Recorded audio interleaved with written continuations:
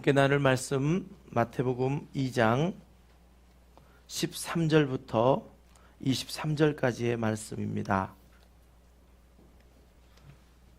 마태복음 2장 13절부터 23절까지의 말씀입니다. 한 절씩 교독하시겠습니다. 그들이 떠난 후에 주의 사자가 요셉에게 현몽하여 이르되 헤롯이 아기를 찾아 죽이려 하니 일어나 아기와 그의 어머니를 데리고 애굽으로 피하여 내가 내게 이르기까지 거기 있으라 하시니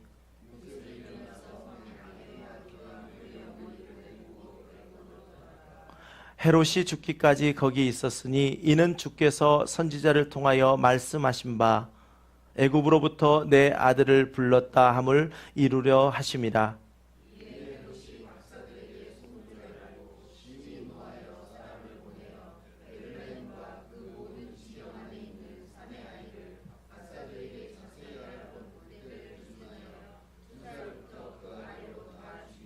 이에 선지자 예레미야를 통하여 말씀하신 바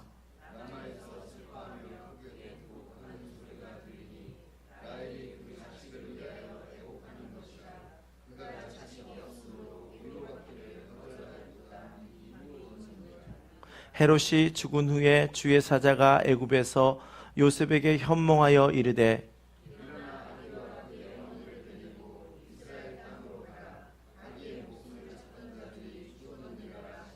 요셉이 일어나 아기와 그의 어머니를 데리고 이스라엘 땅으로 들어가니라.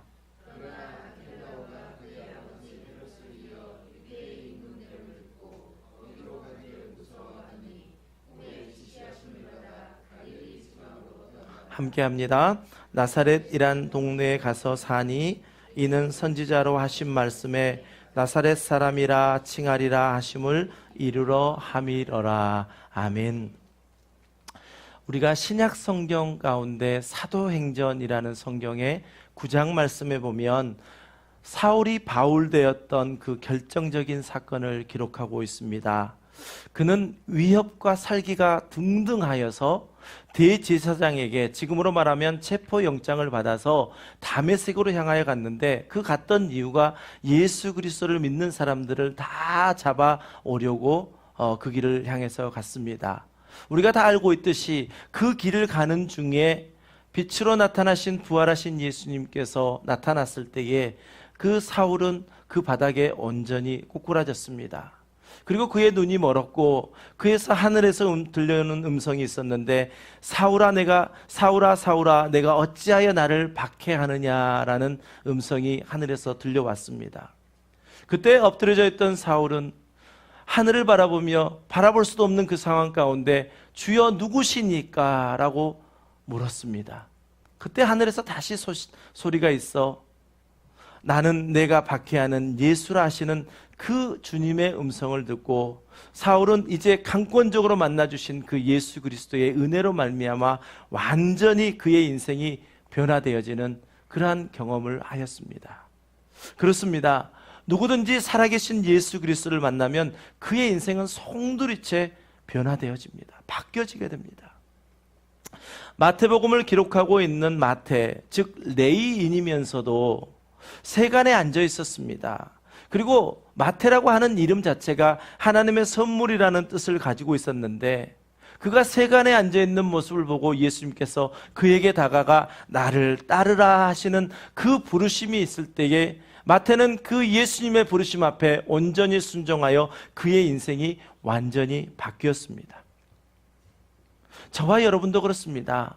예수 그리스도를 만나 우리는 이제 예수 그리스도를 믿는 사람이 되어 우리의 삶을 변화시키는 그러한 삶 가운데 놓여져 있습니다. 우리가 예수 그리스도를 믿는다는 그 말을 잠시 바꿔본다면 이제 예수님을 만나서 우리가 예수님을 대하는 태도가 바뀌었다라고 우리가 예수 그리스도를 믿는 말을 바꿔볼 수도 있습니다. 예수님을 알기 전에는 예수 그러면 나는 그가 누군지도 몰라라고 했지만 이제 우리가 예수 그리스도를 믿고 난 다음부터는 예수님이라는 이야기만 들으면 우리 마음에 경외하는 마음, 우리 마음에 조심하는 마음, 예수님 앞에서라는 코람데오라고 이야기했던 그러한 마음들이 우리 가운데 자리를 잡는 것은 바로 그런 이유입니다.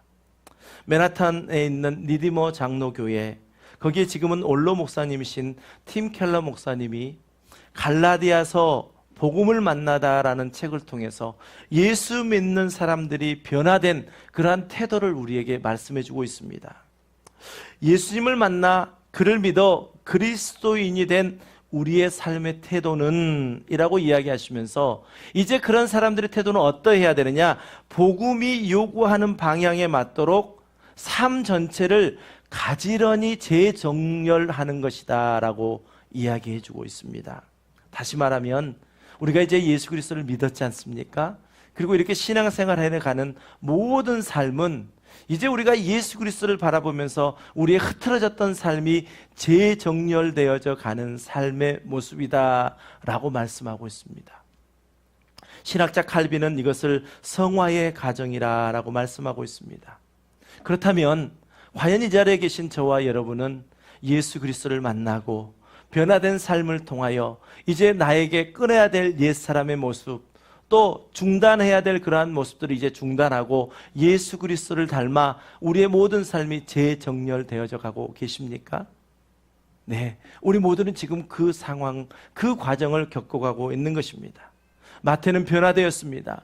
이제 그 모든 삶이 바뀌어서 이제 마태복음이라고 하는 이러한 놀라운 하나님의 말씀을 기록하는 자로 변화되었습니다. 그리고 그는 이제 예수님을 대하는 태도가 바뀌었습니다. 예수님을 생각하는 생각이 바뀌었습니다.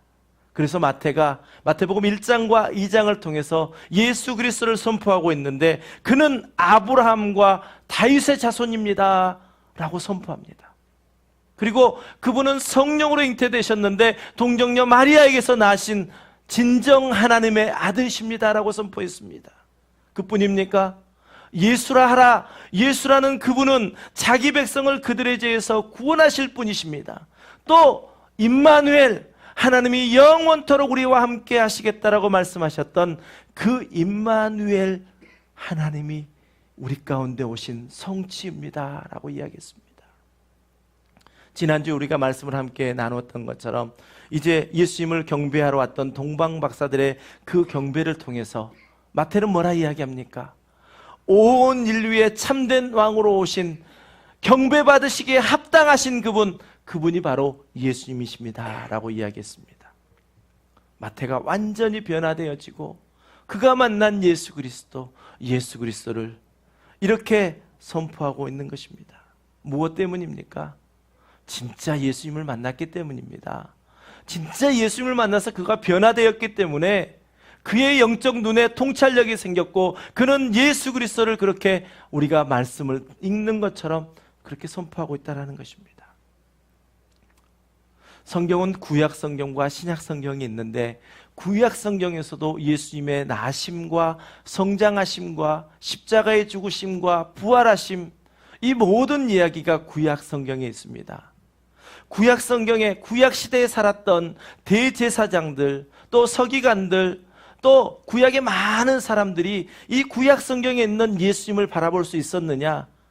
대제사장이라고 해도 바라볼 수 없는 사람들도 많았습니다. 그런데 그들 가운데 성령이 임한 사람, 하나님의 영이 임한 사람은 그 구약 성경 가운데 아직 오시지 않은 예수 그리스도를 바라보는 그러한 눈이 있었다라는 것입니다. 여러분에게 한번 질문을 하나 드리겠습니다. 우리가 예수 그리스도를 믿으면 구원을 받지 않습니까? 맞으시죠? 맞죠? 자, 그러면 구약의 성도들은 어떻게 구원을 받았을까요? 신약의 성도들은 어떻게 구원을 받을까요? 제가 답을 드리겠습니다. 구약의 성도들은 오실 예수님을 믿음으로 구원을 받았습니다. 왜요? 구약 성경 가운데 오실 예수님에 대해서 성경 가운데 계속해서 선포하고 있기 때문에 그렇습니다. 그러면 신약 성경에 신약 시대에 사는 저와 여러분은 어떻게 구원을 받습니까? 오신 예수 그리스도를 믿음으로 구원을 받습니다. 구약과 신약, 우리에게 두 성경이 주어졌는데 이미 구약 성경 가운데에서도 예수님의 나심이, 죽으심이, 부활하심이, 그 모든 예수님의 생애가 기록되어 있다는 것입니다. 우리 잠시 학창시설로 한번 돌아가 볼까요? 수학 문제를 풀다가 문제를 풀다가 막히면 여러분 어떻게 하십니까? 어떻게 하셨습니까? 정답을 잘 보지 말라고 선생님들은 이야기하는데 자꾸 뒤쪽에 넘겨가지고 정답을 보면서 문제를 풀었던 기억 나시지 않습니까? 또 뭐 심지어 어떤 학생들은 숙제를 해오라 그러면 정답을 보고 다 베껴갔던 학생들도 있겠지요. 무엇을 말씀드리고 싶으냐면 우리가 신약 성경을 통해서 예수님의 나심과 예수님의 죽으심과 부활하심과 승천하심, 그 모든 예수님의 생애를 놓고 볼 때에 구약 성경에서 예언되었던 그 말씀 하나하나가 우리에게 드러나 보여서 정말 운동력 있는 그러한 말씀이 되어질 수 있다는 것입니다. 사실 그렇습니다. 우리가 예수님을 만나기 이전에 우리의 삶을 돌아보면 왜 내 삶이 그렇게 엉클어졌었을까? 과연 나는 왜 그렇게 내 삶 속에서 방황하며 그렇게 혼란 속에서 내 삶을 살았을까? 여러분 그런 생각 해본 적 없으십니까? 그런데 우리가 예수님을 만나고 난 이후에는요, 그 희미했던 인생의 목적들이 새롭게 나에게 다가오는 것들을 우리는 발견할 수 있습니다. 그것은 바로 예수님을 만난 이후의 삶이 예수님을 통해서 내 삶 가운데 조명되어질 수 있기 때문에 그렇습니다. 그래서 이제 예수님의 만난 그 삶들은, 그 이후의 삶들은 이제 내가 왜 사는가, 내가 어떻게 살아가야 하는가, 내가 이제 무엇을 위해 살아가야 하는가, 방황하던 그 어떠한 날과는 다르게 이제는 우리의 삶의 목적이 분명해지고 삶의 의미가 똑똑히 밝혀지기 시작하는 것, 그것이 바로 우리는 예수 그리스도를 만난 이후의 삶의 모습들입니다. 다른 사람의 이야기가 아니라니까요. 이 자리에 계신 저와 여러분의 이야기입니다. 오늘 우리가 읽은 본문, 이 본문은 예수님을 경배하러 왔던 동방 박사들에 의해서 헤롯 왕이 갑자기 유대인의 왕으로 나신 이를 찾는 바람에, 아니 내가 유대인의 왕인데 어디서 또 유대인의 왕이 났느냐라고 해서 그의 마음에 시기심과 분노가 일어나 이제 오늘 우리가 읽었던 것처럼 엄청난 유아 학살이 일어나는 그 일들이 있었습니다. 그런데 이 상황 가운데 하나님께서는 이 땅에 보내신 예수 그리스도를 하나님이 지키셨습니다. 그래서 마태복음 2장 12절 말씀에 보면 동방 박사들에게 꿈에 나타나셔서 헤롯에게 가지 말고 이제 헤롯을 피하여 너희 고향으로 돌아가라 하신 그 말씀대로 동방 박사들이 그 일들을 행하였습니다. 헤롯은 어떻습니까? 이미 헤롯의 그 마음이 하나님께 간파되었습니다. 하나님이 이미 모든 걸 알고 계셨습니다. 그런데 헤롯이 생각할 때는 동방 박사들에게 속았다 생각했습니다. 그래서 2장 16절 말씀에 보면 동방 박사들에게 속았다고 생각하고 베들레헴의 그 인근 지역에 있는 2살 이하의 유아들을 무조건 죽여버리는 그러한 어마어마한 그 만행을 저질렀던 그 사건이 바로 오늘 우리가 읽었던 본문 가운데 있습니다. 그 중에서도 하나님께서는 이 땅에 오신 예수 그리스도를 지키셨고 하나님의 보호하심 가운데 하나님께서 그 일들을 이루어 주셨습니다. 마태복음의 특징이라고 이야기한다면 특별히 주께서 선지자로 하신 말씀을 이루려 하심이니라는 이러한 표현을 마태는 여러 번 사용하면서 또 구약에 있는 말씀을 130번 정도 인용하면서 언약의 성취이신 예수 그리스도를 나타내고 있는 것이 마태복음의 특징입니다. 그렇다면 오늘 우리가 읽었던 이 본문 13절부터 23절까지 이 말씀 가운데 우리가 깨달아야 할 것은 무엇일까요? 단순히 깨닫는 것만 아니라 깨닫고 난 다음에 팀 켈러 목사님이 말씀하셨던 것처럼 우리의 삶이 예수 그리스도께로 재정렬되어야 한다고 한다면 오늘 이 본문 가운데 우리는 무엇을 정렬해야 될까요? 오늘 이 본문에 보면 참 많은 주제들을 다룰 수 있습니다. 그런데 특별히 세 가지의 주제를 다루면서 언약의 성취이신 예수님의 나심을 통해서 우리의 삶이 무엇이 재정렬되어야 될까? 한번 생각해보는 귀한 시간 되시길 바랍니다. 첫 번째는 그렇습니다. 우리의 삶의 재정렬을 위해서 하나님은 질서의 하나님이심을 우리는 다시 한번 깨달아야 됩니다. 우리 13절과 19절과 22절 말씀을 함께 읽습니다. 시작. 13절입니다. 시작. 그들이 떠난 후에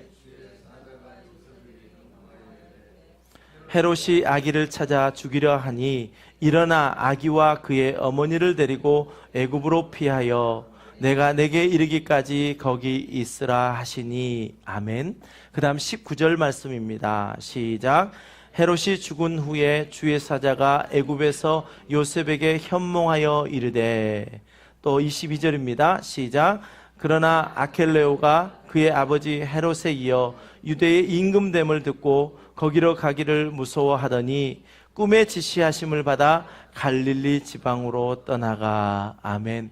이 세 절 말씀에 보면 하나님의 사자가 이끄심을 통하여 아기로 오신 예수 그리스도를 이스라엘에서 애굽으로, 애굽에서 다시 이스라엘로, 이스라엘 중에서도 나사렛까지 인도하셨던 그 일들을 이야기하고 있습니다.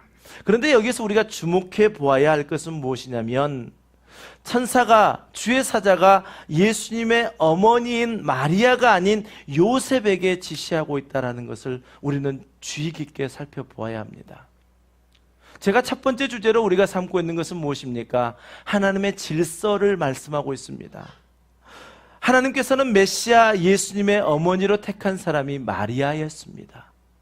그의 혈통적, 즉 법적인 아버지로 택한 사람은 누구였습니까? 요셉을 택하셨습니다. 자, 그러면 요셉의 관점에서 한번 보시죠. 요셉은 마리아의 남편으로서의 자리를 잡고 있습니다. 또 요셉은 태어나신 예수님의 아버지로서의 그 일들을 책임지고 있습니다. 다시 말하면 가정을 돌보아야 할 그 가장으로 하나님께서는 요셉을 부르셨다는 것입니다. 이러한 하나님께서 요셉을 부르셔서 이제 요셉을 통하여 이 모든 예수님의 일거수일투족을 이끌어 가시는 이 모습들을 보면서 이 시대가 정말 가정이 무너져 가고 있고, 가정이 깨어져 가고 있고, 가정이 분리되어져 가고 있는 이 상황 가운데 우리에게 정말 이 말씀이 시사하는 바가 아주 큽니다. 우리가 사는 세상, 남녀 평등의 세상 맞죠? 맞죠? 그런데 이것은 그렇지 않았기 때문에 남녀 평등의 세상이 되어진 것이 아니라 하나님은 창조하실 때부터 남녀 평등의 그 사건들을 만들어 주셨습니다. 근본적으로 남자와 여자를 동등한 위치에서 하나님께서는 만드셨다는 것입니다. 하나님께서 남자와 여자를 동등한 그 하나님의 형상으로 지으셨지만 남자와 여자의 기능과 역할 면에서는 분명히 다르게 창조하셨음을 우리는 기억해야 합니다. 남녀 평등 사상을 이야기하다가 우리가 자칫 그것이 주장이 너무나 지나쳐서 하나님께서 본래 남자의 모습과 여자의 모습으로 다르게 그 기능과 역할을 하셨던, 그 만드셨던 창조의 그 질서까지 어그러지고 있다면 우리는 다시 그것을 제 자리로, 제 질서대로 나와야 한다는 것입니다. 예를 들면 이 세상에 남자가 애를 낳는 사람이 있습니까? 없습니다. 여자들에게만 주어진 하나님의 그 특별한 은혜입니다. 그러나 남자들에게는 또 여자들보다는 더 힘을 가진 그러한 존재로 만드셨습니다. 또 우리 여자들에게는 어떻습니까? 남자들보다는 대부분 훨씬 더 감성적으로나 또 자녀를 품고 안고 사랑하는 모습이나 이런 부분은 훨씬 더 강한 그러한 모습을 가지고 있죠. 결론적으로 말하면 남자와 여자는 인격과 가치 면에서는 정말 동등하지만 기능과 역할 면에서는 분명히 다르게 하나님께서 창조하셨기에 권리와 의무 또한 다르다라는 것입니다. 이렇듯 가정 역시 남편을 아내의 머리로 정하심을 질서로 세우셨습니다. 여러분, 하나님의 말씀을 믿으시죠? 그렇다면 하나님께서 가정에 아내의 머리로 남편을 세우셨다는 그 말씀도 여러분 믿으십니까? 기분이 좀 나쁘십니까? 아내분들이요? 그렇지 않으시지요? 이 질서가 세워져야 된다는 것입니다. 우리 에베소서 5장 22절부터 24절 말씀을 함께 읽습니다. 시작. 아내들이여 자기 남편에게 복종하기를 주께 하듯 하라. 이는 남편이 아내의 머리됨이 그리스도께서 교회의 머리됨과 같음이니 그가 바로 몸의 구주시니라. 그러므로 교회가 그리스도에게 하듯 아내들도 범사에 자기 남편에게 복종할지니라. 아멘. 하나님은 질서의 하나님이십니다. 이 말씀을 전했더니 우리 남편들은 입가에 막 미소가 지어지고, 우리 아내들은 왠지 좀 다음 기회가 있으면 남편들에게도 제가 권면할 말씀을 꼭 전하겠습니다. 걱정하지 마시고 오늘 우선적으로 하나님의 이 질서 가운데 가정의 남편을 세워야 된다는 이 말씀에 우리 한번 집중해 보십시다. 정말 의미가 있습니다. 하나님께서는 태초에 우주 만물을 창조하실 때에 땅에 혼돈되고 공허하며 흑암이 깊음 위에 있는 그러한 땅의 모습 가운데 6일 동안에 창조하시면서 그 모든 흑암을, 그 공허함을 다 물리치시고 하나님은 질서로 바로 잡아주셨습니다. 여러분, 그렇습니다. 가정 안에도 하나님께서는 가장인 남편을 세워주셨습니다. 여러분, 우리 아내들이요, 남편들을 세워주시는데 무엇을 위해서 세워주시라고 제가 강조하는 것이냐? 하나님의 말씀을 듣는 그 일에, 하나님의 그 말씀, 오늘 본문의 요셉과 같이 주의 사자가 현몽하여 그에게 말씀할 때에 우리 가정에 제사장으로 주신 그 남편들이 그 하나님의 말씀을 들을 수 있는 자로 여러분들이 세워주셔야 한다는 것입니다. 다른 것 하나도 없습니다. 이 가정 안에 이 질서가 세워지면 우리의 가정들은 행복한 가정이 되어집니다. 아내들이 더 믿음이 좋으십니까? 그렇다면 여러분 더 기도하십시오. 기도하셔서 나에게 주신 이 남편에게, 우리 가정에 주신 이 아버지에게, 우리 가장에게 하나님 음성을 들려주시옵소서. 우리 남편이 깨어서 하나님의 말씀과 기도와 예배 가운데서 그 말씀을 청종하는 자가 되어질 수 있도록 하나님 은혜를 베풀어 주시옵소서. 그렇게 남편들을 세워주시는 우리 사랑하는 아내들 되시기를 주님의 이름으로 간절히 축원합니다.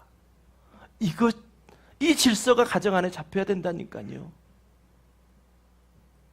남편들이요, 주의 음성 듣기에 게을리하지 마십시오.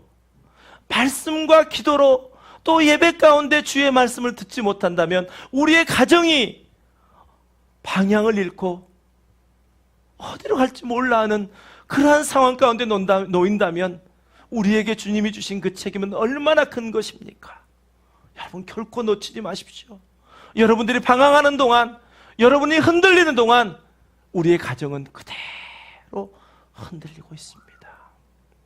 첫 번째 우리가 생각해 볼 것은 질서의 하나님, 그 질서의 하나님이 우리 가정 가운데 다시 회복되어야 된다는 것입니다.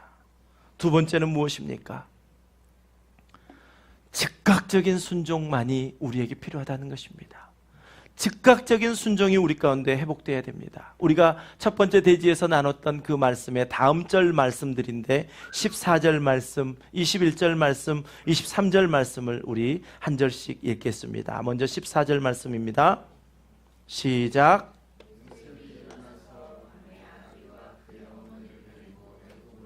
아멘. 요셉이 일어나 밤에, 다시 말하면 즉각적으로 주의 사자가 현몽하여 말씀하실 때에 그 말씀대로 움직였다는 것입니다. 또 21절입니다. 시작. 요셉이 일어나 아기와 그의 어머니를 데리고 이스라엘 땅으로 들어가니라. 아멘. 떠나가라 할 때도 주의 사자가 말씀하셨고, 다시 돌아오라 할 때도 주의 사자가 말씀하실 때 요셉이 일어나 우리 아버지들을 축복합니다. 주님이 말씀하실 때에, 여러분의 가정 가운데 말씀하실 때에 일어나게 되시기를 주님의 이름으로 간절히 축복합니다. 23절 말씀입니다. 우리 함께 읽습니다. 시작. 나사렛이란 동네에 가서 사니 이는 선지자로 하신 말씀에 나사렛 사람이라 칭하리라 하심을 이루려 하심이로라. 아멘. 여러분, 주의 음성이 들려지신다면 그때 우리의 반응은 즉각적인 순종이어야 합니다.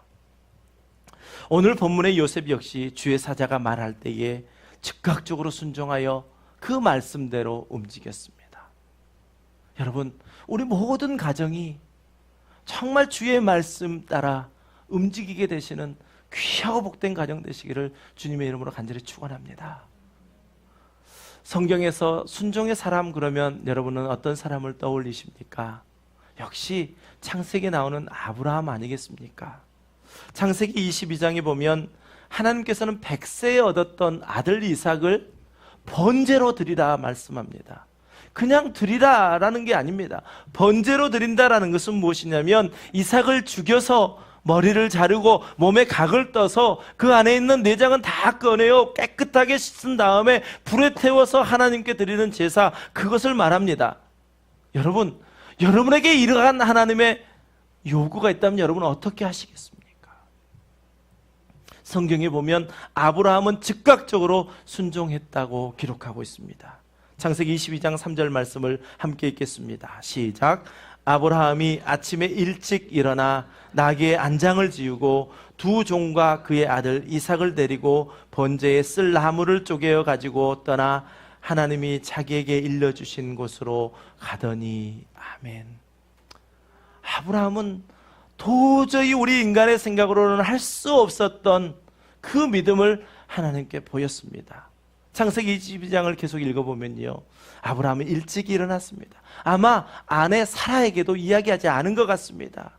약 3일 길에 걸리는 그 길을 가기 위하여 일찍 일어났을 뿐만 아니라 마지막에 모리아 산에 올라갈 때는 어떻게 하냐면 방해가 될 수 있는 두 종 역시 거기에 있으라 하고 산으로 올라갔습니다.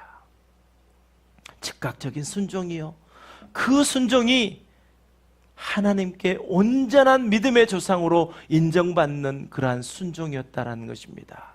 야고보 사도는 야고보서 2장 22절에서 아브라함의 믿음을 이렇게 이야기합니다. 우리 함께 그 말씀을 읽습니다. 시작.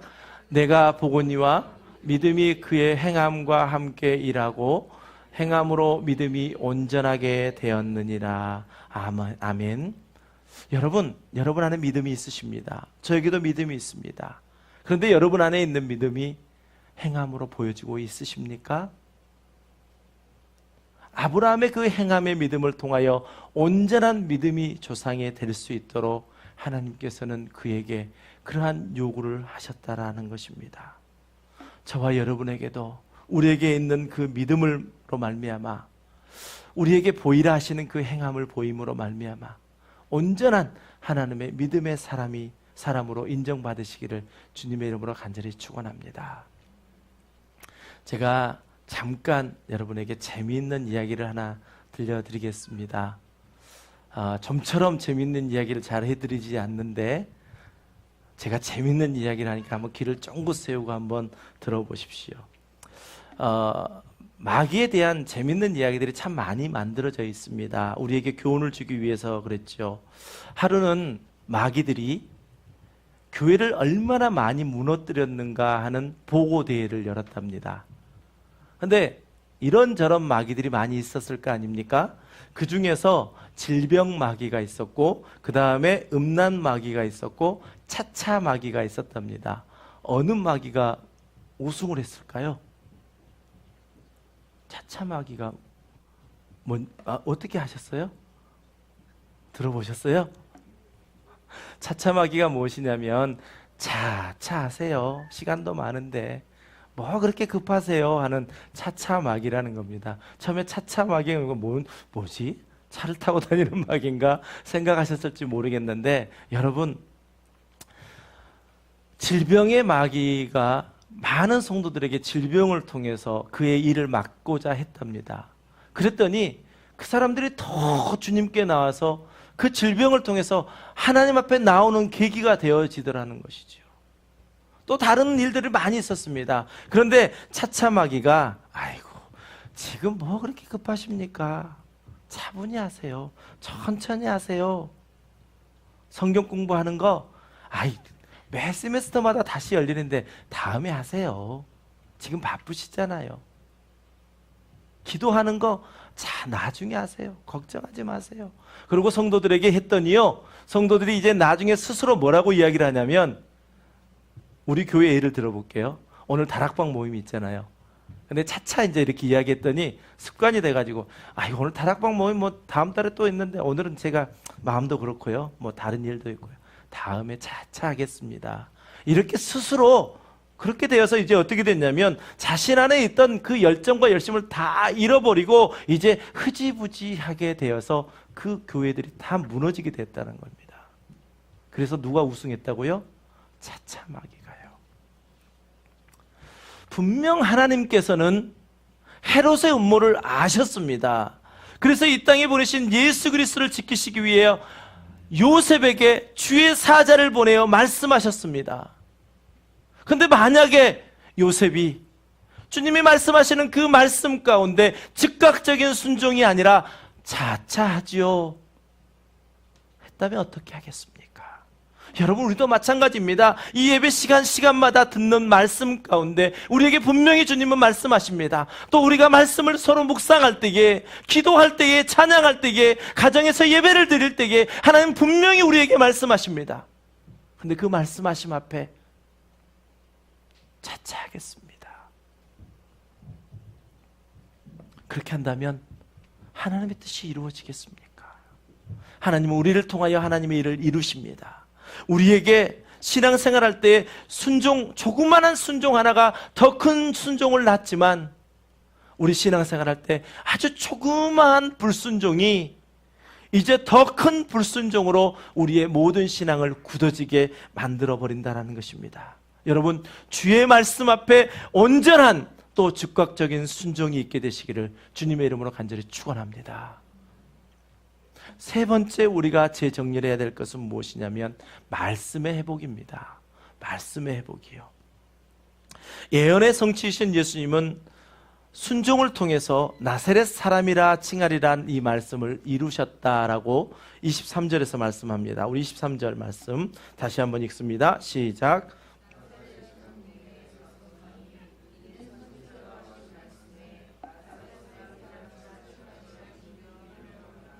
아멘. 이 말씀에 우리가 좀 더 집중해 보셔야 됩니다. 특별히 나사렛 하면 생각나는 내용이 있으십니까? 여러분은 나사렛 어떤 성경이 딱 생각나십니까? 저는 요한복음 2장 말씀이 생각나더라고요. 예수님께서 제자들을 부르십니다. 처음 세례 요한의 제자였던 안드레가 예수님의 제자가 되어지지요. 그리고 안드레를 통해서 그 형제 베드로가 제자가 되어집니다. 그래서 두 사람의 제자가 되었는데 그 이튿날 또 예수님께서 제자를 부르시거든요. 빌립이라는 사람을 부릅니다.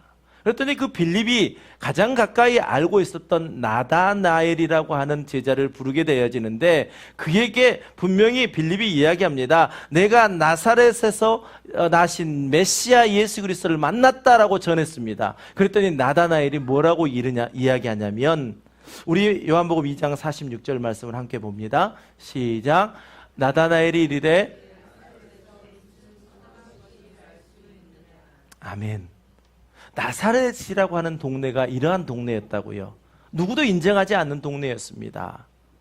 누구도 야 어떻게 거기서 그런 사람이 나올 수 있냐 라고 이야기할 만큼 아주 인정받지 못한 땅이었습니다. 특별히 마태는 23절 말씀을 통해서 나사렛 사람이라 칭하리라 하심을 위함으로 이 나사렛에서 사셨다라고 이야기하고 있거든요. 그런데 여러분, 우리가 말씀을 좀 더 깊게 보면서 구약에서 이 나사렛이라는 것을 찾아보려고 하면 찾아볼 수가 없습니다. 또 성경의 역사 속에서 요세푸스라고 하는 역사학자의 많은 자료들을 우리가 보게 되거든요. 그래서 성경의 그 사건들과 함께 맺혀보는데 요세푸스의 그 기록에도 나사렛을 찾아볼 수가 없습니다. 그리고 유대인들이 자주 보았던 건 뭐죠? 탈무드라고 하는 그곳에도 나사렛이 언급되지 않습니다. 그렇다면 마태가 잘못 적은 걸까요? 여러분 어떻게 생각하십니까? 그래도 우리가 그런 믿음은 있죠. 성경 말씀이 틀린 일은 없어요. 그런 믿음은 여러분에게 있으시지요. 그렇습니다. 마태가 분명히 다르게 잘못 적었을 리는 없습니다. 성령의 감동하심으로 적은 이 성경이기 때문에. 그런데 마태가 믿음으로 고백할 때 무엇을 이야기하고 있는지 분명히 그 안에는 의미가 있습니다. 예수님의 태어난 배경을 우리가 한번 생각해 보십시다. 예수님은 어떻게 태어나셨습니까? 베들레헴, 아주 작은 동네에 그 중에서도 마구간 안에서 태어나셨습니다. 그리고 그의 아버지가 육신의 아버지가 누구셨습니까? 요셉이었습니다. 목수였습니다. 그래서 그는 교육을 받을 수도 없었습니다. 이뿐만 아니라 예수님에게는 늘 나사렛 사람이라는 그러한 비아냥거림까지도 들어야 했었습니다. 이러한 상황을 종합해 보면 예수님께서는 나사렛 사람이라 불러줘야 했다는 이 표현은요, 예수님께서는 이 땅에 왕으로 오셨지만 멸시받는 자리로, 비천한 자리로, 낮은 모습으로 살아가실 존재로 오셨다라는 것을 말씀하고 있습니다. 마태는 특별히 예수님의 이러한 모습을, 예수님께 사셨던 말씀을 기록하고 있는데 8장 20절 말씀에서 보면 예수께서 이르시되 여우도 굴이 있고 공중에 새도 거처가 있으되 인자는 머리 둘 곳이 없다 하시니라는 이 말씀을 통해서 예수님의 전체의 그 낮아지심의 모습을 기록하고 있습니다.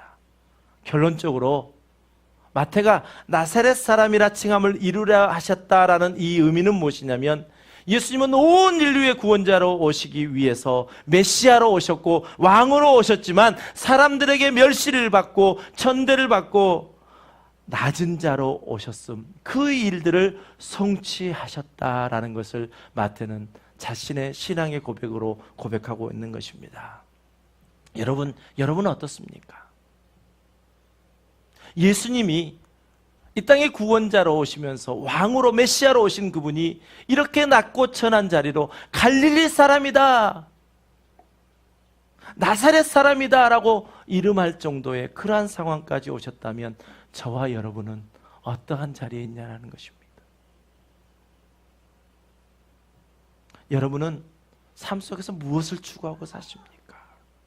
예수님께서는 이처럼 아무런 세상 배경이 없으셨지만 그를 보내신 자 하나님 아버지께 모든 영광을 돌리는 그 공생애를 사셨습니다. 사도 바울은 이러한 예수님의 사역을 고린도전서 1장 26절 이하에서 이렇게 말씀합니다. 우리 함께 읽으면서 정말 우리가 어떠한 자로 이 땅 가운데 서야 하는지를 다시 한번 재정렬되는 시간 되기를 원합니다. 시작. 형제들아 너희를 부르심을 보라. 육체를 따라 지혜로운 자가 많지 아니하며 능한 자가 많지 아니하며 문벌 좋은 자가 많지 아니하도다. 그러나 하나님, 그 다음 장입니다. 시작. 그러나 하나님께서 세상에 미련한 것들을 택하사 지혜 있는 자들을 부끄럽게 하려 하시고 세상에 약한 것들을 택하사 강한 것들을 부끄럽게 하려 하시며 세상에 천한 것들과 멸시받는 것들과 없는 것들을 택하사 있는 것들을 폐하려 하시나니 이는 아무 육체도 하나님 앞에서 자랑하지 못하게 하려 하심이라. 아멘. 우리가 하나님의 일을 감당하고자 소망하잖아요. 하나님의 일을 감당하는 것은 우리의 세상의 물질이 아닙니다. 우리의 세상의 권력이 아닙니다. 우리의 세상의 명예가 아닙니다.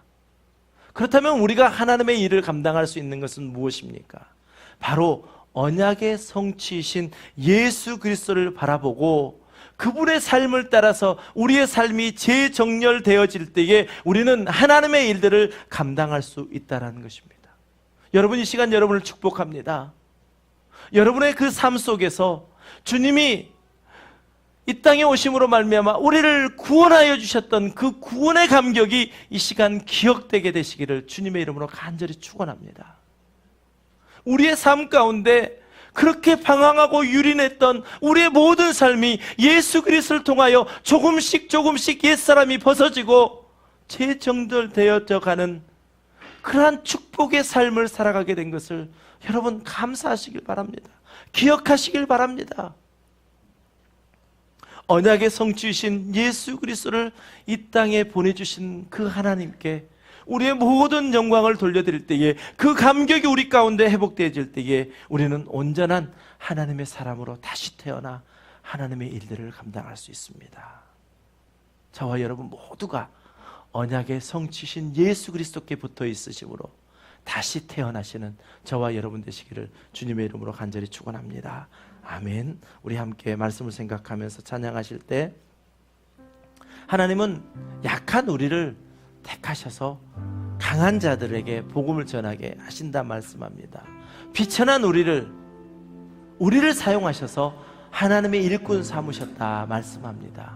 여러분, 힘 있는 자가 되기를 원하십니까? 세상 가운데 떵떵거리고 살고 싶으십니까? 그것으로는 하나님의 일을 하는 것이 아니라 오직 언약의 성취이신 예수 그리스도를 따라갈 때 우리는 하나님의 일들을 감당할 수 있다 말씀합니다. 약한 나를 부르신 주님께 이 시간 감사하며 이 시간 함께 찬양합니다.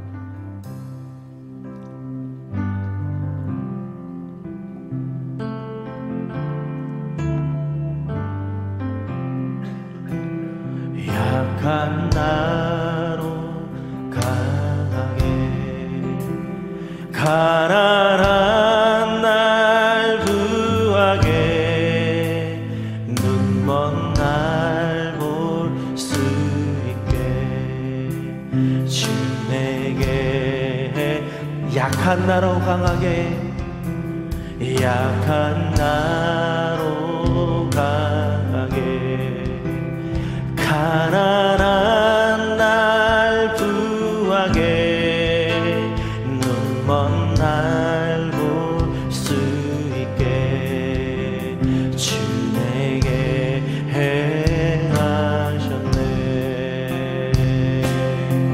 호산나 호산나 호산나 죽임당한 어린 양 호산나 호산나 예수 다시 호산나 호산나 호산나 죽임당한 어린 양 호산나 호산나 예수 다시 사셨네. 내가 건너야 할 강 내가 건너야 할 강 거기서 내 죄 씻겼네. 이제 주의 사랑이 나를 향해 흐르네. 깊은 강에서 주가 깊은 강에서 주가 나를 일으키셨도다. 구원의 노래 부르리 예수 자유주 호산나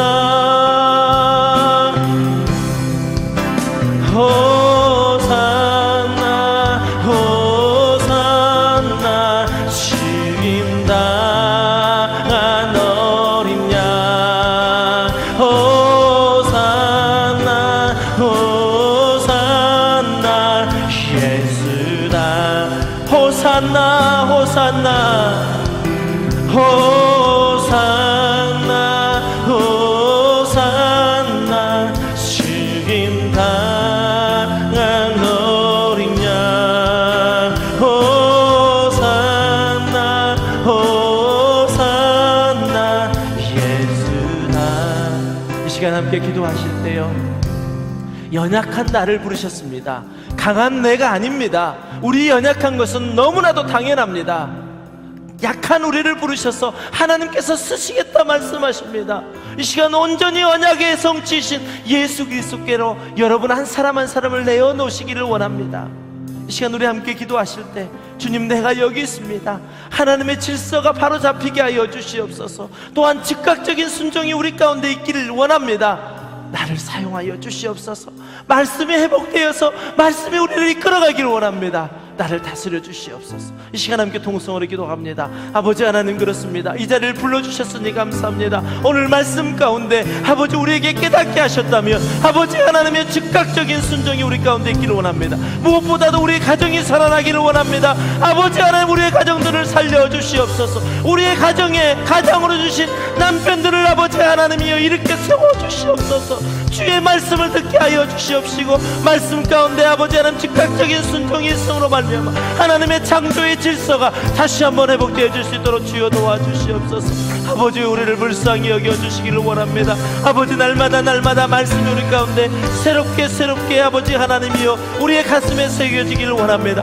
말씀 회복이 있게 하여 주시옵소서. 말씀 회복이 있을 때에 아버지 하나님이여 우리의 모든 영이 살아나 아버지 하나님 우리를 만드실 때부터 하나님의 형상대로 만드셔 그 코에 생기를 불어주셨던 하나님의 영이 회복됨으로 말미암아 아버지 하나님과 온전한 교통함이 일어나게 하여 주시옵소서. 우리가 신앙생활하면서 아버지 하나님이여 자차하자라고 계속 미루기만 한다면 우리가 어떻게 되겠습니까? 아버지 하나님, 우리의 삶이 예수께로 재정렬되어지기를 원하오니 아버지, 우리의 삶을 온전히 끌어가시는 주님께 우리의 모든 삶을 맡길 수 있도록 주여 도와주시옵소서.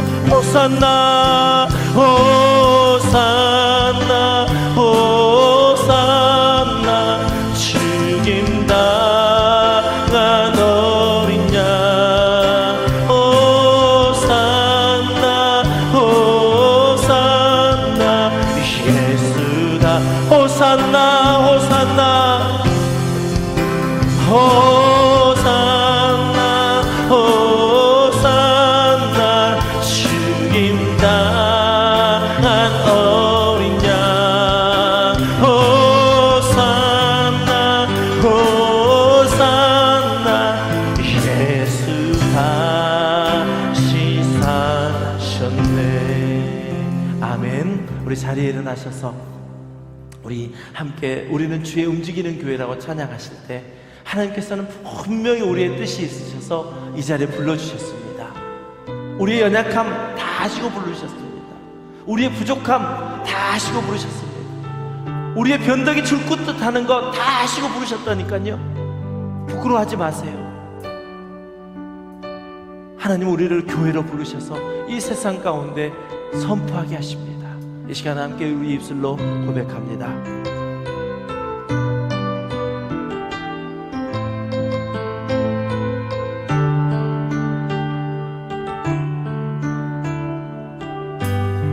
우리는 주의 움직이는 교회입니다.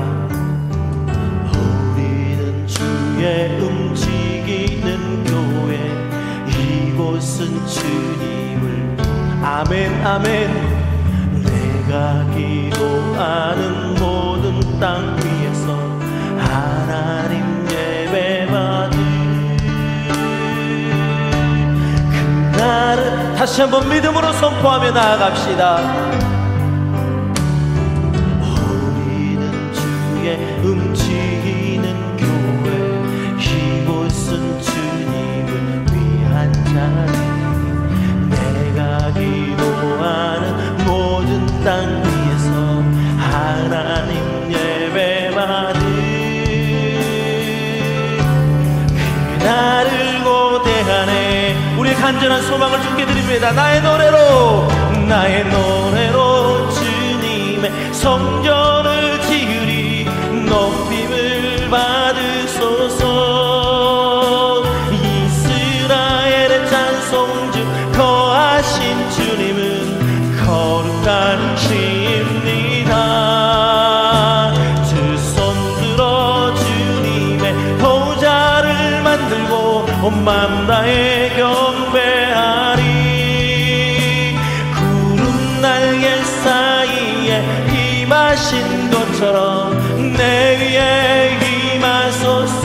하나님 우리가 이곳에 섰으니 이 땅을 치유하소서. 하나님 우리가 어디에 있든지 주를 높이리다. 열방들아 주님을 송축할지어다. 그 발 아래 입 맞추라. 영원한 통치자 주 예수 그리스도, 그는 위대하신 왕.